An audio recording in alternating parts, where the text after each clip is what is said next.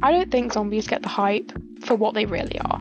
I don't think we truly see the zombie for what the zombie truly is, as a fictional monster. Because when we think of society, politics, culture, we think of these things. The film genre we run to, I wouldn't particularly say, would be the zombie. Yet, is that not a zombie's entire point? Have zombies not been, the entire time, about politics, our societal fears, and a way of getting across progressive new ideas?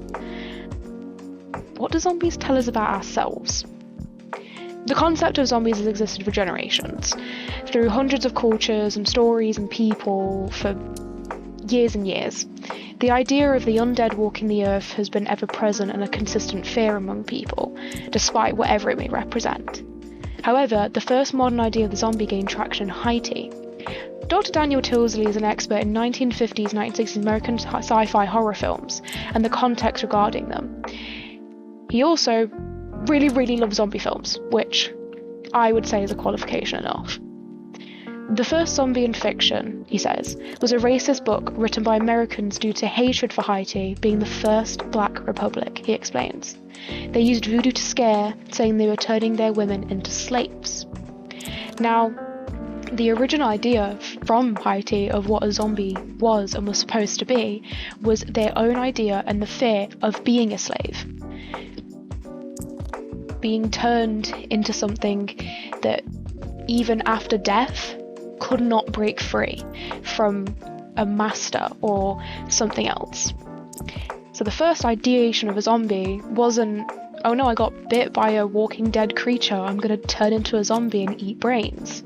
Zombies were actually controlled by a necromancer who took control of your body and could use you for whatever they wanted to use you for. And the first zombie film, 1932's White Zombie, the first ever zombie film, utilised the idea. And although the film is cited by critics as a commentary on America's occupation in Haiti and the societal fears of the time, it is jarring to watch today.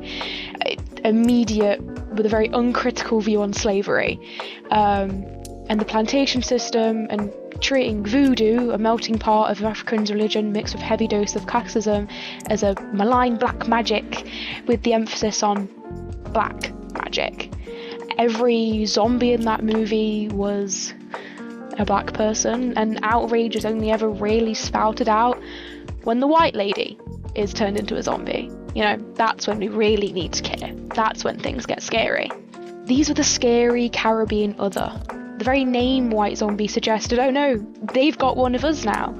Similarly, while recognising the seminal I Walked with a Zombie as an excellent film, but it's a white woman straying into voodoo ceremonies where she shouldn't have been, says Tilsley. As times have changed into recent years, zombies have changed, and the general perception of zombies in the public has taken a major shift. George A. Romero, for our biggest example, with Night of the Living Dead, which completely revolutionised the zombie genre and completely changed things into something different. The progressive turbulence of 1968, the film was released as riots and rebellion roared across the Western world, and it changed the game. Now zombies weren't controlled by somebody else, no longer pawns, yet no more themselves. Transformed to monsters on a constant, unrelenting hunt for flesh, the film commented on the fears from the Cold War and the Vietnam War, which were heavy on American minds at the time. Romero was the first person to hire a black actor as the lead of a zombie movie, Dwayne Jones. This was big for its time, and although Romero stated before that he didn't intend to cast a black actor, the relevance of this is crucial. Previously, black actors were the zombies. Nothing more than just extras, disposable. Ben, Dwayne Jones, was presented as someone with great survival skills and a competent leader who, if he didn't face trouble from the white man of the group, could have easily survived. Instead, Dr. Tilsley explains, it ends with him being mistaken for a zombie and shot and dragged out with explicit lynch hooks. So, what of more modern films? How are they reflecting their times? I talked to Richard Lindsay, a film student who has been produced a short zombie film, Diary of the Dead. He's less keen to attribute zombies to anything but good horror. As I was writing my own, I didn't see it like that. More how a survivor survives. Modern films, like 28 Days Later and World War Z, are explicit in their themes. The former has themes of terrorism, societal isolation, and even, in its latest installment, Brexit and Jimmy Savile. The latter of this scene has in Jerusalem, where Israelis and Palestinians coexist for the greater good, only for, as described by Steven Zaitchik on the LA Times, as building divides to keep out the threat, no matter how rooted in post-fascist logic doesn't work. While the Times of Israel proving to declare World War Z the greatest piece of cinematic propaganda ever since Exodus, meanwhile in Turkey, censors removed reference to Israel and replaced them with the Middle East. It's important to note that during my Vox Pops that I did dressed as a zombie in the middle of the street in May, that many other people shared the same kind of ideas and thoughts of zombie movies as Richard Lindsay did.